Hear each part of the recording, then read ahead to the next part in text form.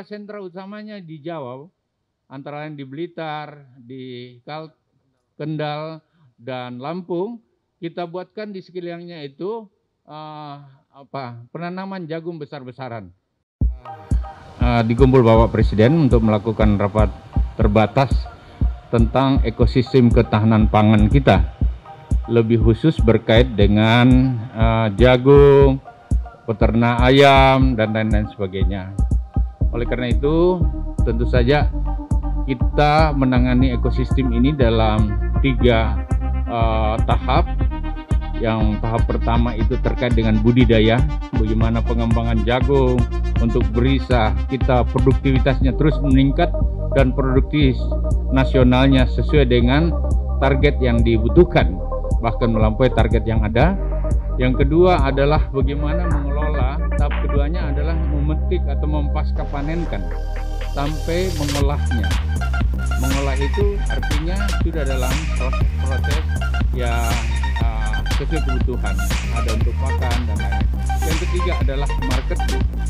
Dari 3 tahap itu yang betul-betul Bapak Presiden minta supaya semua menteri, lebih khusus saya sebagai Menteri Pertanian, akan main di budidaya dan bisa meningkatkan semua produktivitas jagung kita khususnya di dalam menghadapi climate change, perubahan anomali cuaca yang luar biasa baik di secara nasional maupun secara global. Oleh karena itu, kita tentu berharap bahwa produktivitas dan sesuai kebutuhan yang ada bisa kita imbangi, dan Bapak Presiden kalau ada lebih barulah kita lakukan eksportasi, melakukan ekspor untuk menjual hasil produksi kita. Dan tadi perintah konkret kepada kami sebagai Menteri Pertanian dan Menteri lain agar pengembangan jagung dikembangkan lebih luas lagi, melampaui apa yang existing yang ada. Dan kalau terjadi masalah katakanlah berkait dengan telur dan ayam yang juga melimpah dan harganya kemudian turun, beberapa agenda-agenda dipersiapkan untuk menangani itu. Salah satu agenda adalah untuk agenda permanennya dibuatkan industri telur yang ada, dan seperti itu dalam perencanaan yang lain. Di satu sisi adalah bagaimana hasil-hasil ini bisa terjualkan, terbelikan, dan juga masuk dalam program-program katakanlah penggunaan dari bansos yang memungkinkan untuk itu.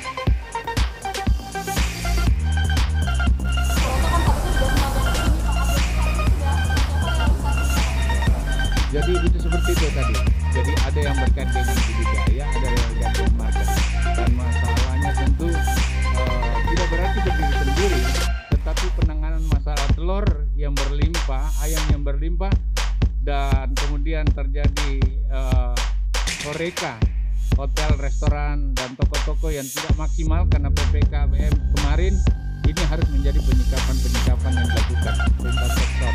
Salah satu yang kami tangani adalah membantu petani, peternak langsung terhadap kebutuhan pakannya mereka, dalam hal ini jagung. Berdasarkan begitu, bahkan ada 1.000 yang sudah kita drop ke petani-petani yang ada pada sentra-sentra pertanian, dan ada 30.000 yang terus kita persiapkan lagi untuk membackup.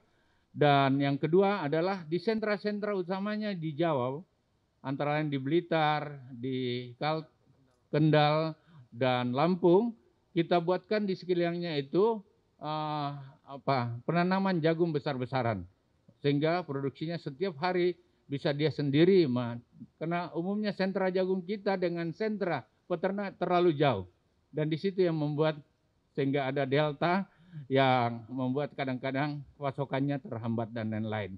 Tetapi agenda permanen kita adalah membuat industri telur, dan ini juga kita yakin bisa kita lakukan. Gitu.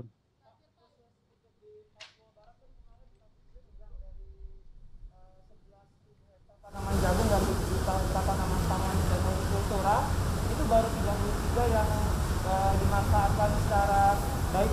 Ini untuk kedepannya ya produktivitas makin Bapak Presiden minta untuk kita secara bertahap melihat apa-apa yang bisa kita lakukan di sana, lebih khusus untuk memanfaatkan lahan-lahan yang memang sangat realistis untuk kita lakukan penanaman, dan salah satu yang harus kita maksimalkan adalah jagung kita di tempat itu, gitu.